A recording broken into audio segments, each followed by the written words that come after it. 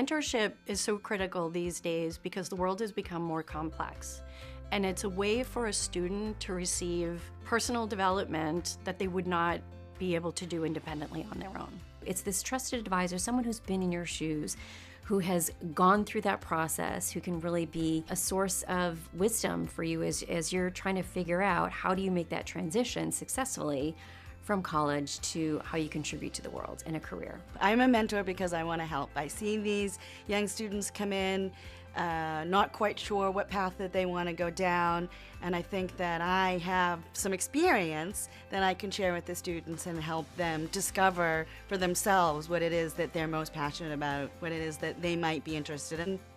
I think about my own career and starting off in an industry that was very foreign to me, and from day one had mentors, some of whom were 2 and 3 years ahead of me, helping me get my footing, and some of whom were decades ahead of me, who helped me set goals and really stretch myself to have a long-term vision for what my career could look like that I wouldn't have even known how to think about myself. A successful mentorship starts from the beginning with clear goals and agreed upon expectations on how the mentor-mentee communication is going to happen. It could be as far as logistics, it could be how often, but more importantly, it's the agenda and it's the content that's covered when they do meet. You know, what you put into it is what you'll get out of it. So coming in, I was definitely very nervous. They did a lot to reassure us that our mentors have been here before and that they chose to be mentors. It really allowed me to kind of expand the experience past, oh, we meet once a month and we talk about this, this, and this, and I go to the workshops, and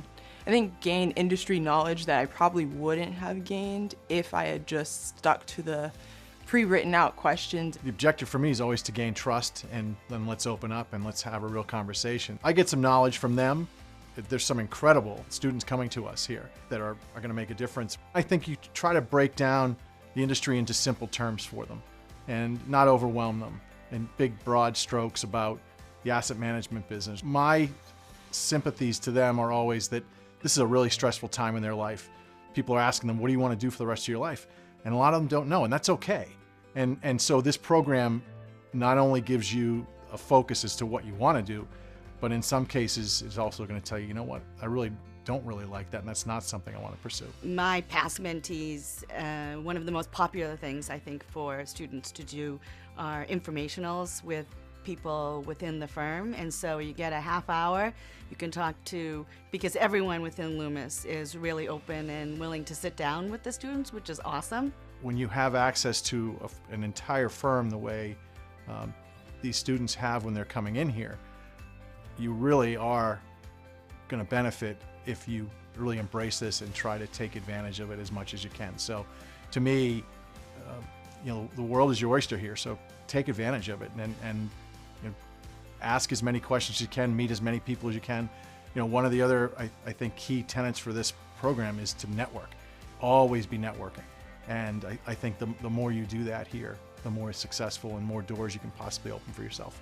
From day one, Jack let me know that he was here to help me succeed in the program and also succeed in long-term goals that I wanted to set for myself, which was very comforting. So from there, Jack and I met regularly on a monthly basis, but he was also just there for me for any time that I really needed any help on cover letters, resumes, any last-minute questions I had. Yeah, I got lucky. I was spoiled.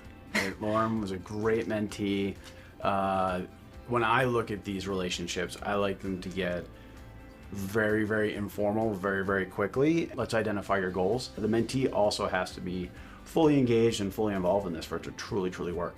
Bringing their whole selves to the table and not feeling like they have to always present their A-plus proved out version of themselves, but really lean into the opportunity to think about where you're uncertain or what you're not comfortable with, and that you want to find out more about things because you're early on. Don't be afraid to acknowledge there are things you don't understand or you don't know.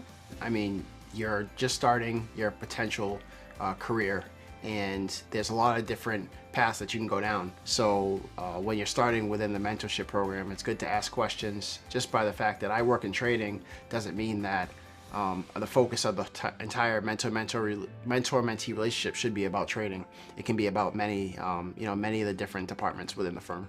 Yeah, one piece of advice Preston gave me was to always take advantage of opportunities to broaden your skill set.